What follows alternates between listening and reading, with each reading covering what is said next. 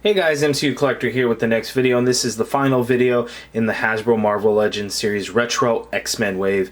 Last up we have Dazzler. Now I'm not too excited for this figure because I already have a Dazzler figure, but it's a nice little addition because I know a lot of people didn't necessarily want the Disco Dazzler, but wanted this look for her, so pretty cool. She comes with two power effects, which are the same that she came with this Dazzler, except that one was only one, and it was the rainbow effect one. So really cool looking package, the awesome artwork on the card. Here we have a look at all the figures in the wave. We have an outline of the figure itself and one of those power effects. Let's check out that bio. Dazzler uses sonic vibrations and impressive speed to take down her enemies. Though she can channel sonic energy in many forms, her preferred method of sonic battle is through the power of music, because she was a pop star. Correct? So, figure itself looks okay. Just reminds me of like a Commando Barbie type of look. We'll see when we get a close-up of it. But let's get her out of the package now. Alright, and here is the Dazzler figure out of the package, and she's an okay figure. It's pretty basic, not a whole lot to it. It's basically the exact same as the Boom Boom figure. Same jacket, same belt, skin-tight suit that's all one color. And then short blonde hair. So it's a very similar figure to the Cannonball figure, but let's zoom in and take a closer look. Okay, so here is Dazzler up close, and you can see that she does look pretty good. Now, earlier I had mentioned when she was on card, she reminded me kind of a Barbie figure doll, or Barbie doll. The face, just for whatever reason, to me, looks exactly like Barbie. Maybe I'm wrong, or just not really remembering right, but for whatever reason that just looks like Barbie to me. But that's just me. I'm sure it's not the case, and you guys will really like this figure. Dazzler's not a character I know too well. My only experience with her was reading the A-Force comics, because she was a member of the team, the post Secret Wars team, because pre-Secret Wars, I guess any female Marvel character could have been considered A-Force, since they came from this island. Anyway, it was kind of weird, but I preferred the post-Secret Wars A-Force a lot more. She was a member of the team there with She-Hulk, Captain Marvel, Singularity, and it's been so long I can't even remember everyone that was in there, but Dazzler was one of them. But here, looking at the figure, it looks really good. The paint apps aren't a whole lot, but the ones that are there are done very nicely. So you have her logo there, that it looks very clean, so Hasbro did a great job there. Looking throughout the figure, we also have that on her leg, and again, it's done very clean here as well. Just a red stripe around her left leg there. And that's it as far as the paint apps go. Her hands are blue, and then the skin tone is painted over. So just a couple of things there. Nothing too bad at all. Nothing really to point out. So again, limited paint, but paint that it's done is done nicely. On the belt, she has black and red. So the X painted red, unlike Boom Boom, where the whole buckle portion was painted black. Well, actually, just the X was black. It looked like it was just all black, but they just painted the X black. Here it's done red, and then the inside of the X is all black, so they hit a couple of paint deco hits there. And again, you know, she looks pretty good, but let's zoom out and take a look at her articulation.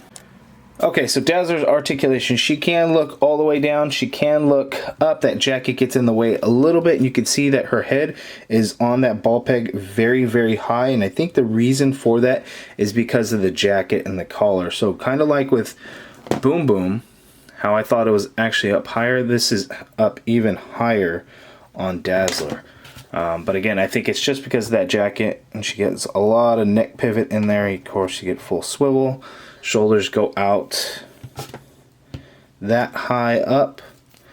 Full rotation. There is no bicep swivel because we have a single jointed elbow, so we get a swivel at the elbow and a bend of 90 degrees there, and then a little overextension there. Wrists swivel and they hinge. Both open hands on the left and the right. Diaphragm joint, she can pivot that much to the side. She can pivot that much. Going forward is only a tiny bit. Going back is quite a bit more. There's no waist swivel because the female figures, but legs go out that far apart. She can kick forward very, very high. Goes back only a little bit. There is an upper thigh cut there. Double jointed knee. No boot swivel or anything, but foot hinges down, hinges up, and then we get ankle pivot. So solid, decent articulation, but again, we know the female figures are a little bit lacking on it. Now let's see Dazzler up to her previous figure. Okay, and here are the two Dazzler figures side by side. You can tell the Disco Dazzler figure, of course, is much taller because she is on roller skates. Of course, this one was in the Warlock wave, and you can see the power effects are much different. This one had more of a rainbow effect, whereas the new one comes with just a pink effect. And just to kind of look up close, there is some glitter actually in the plastic there to kind of give it some sparkle to it. Now again, the new retro wave comes with two.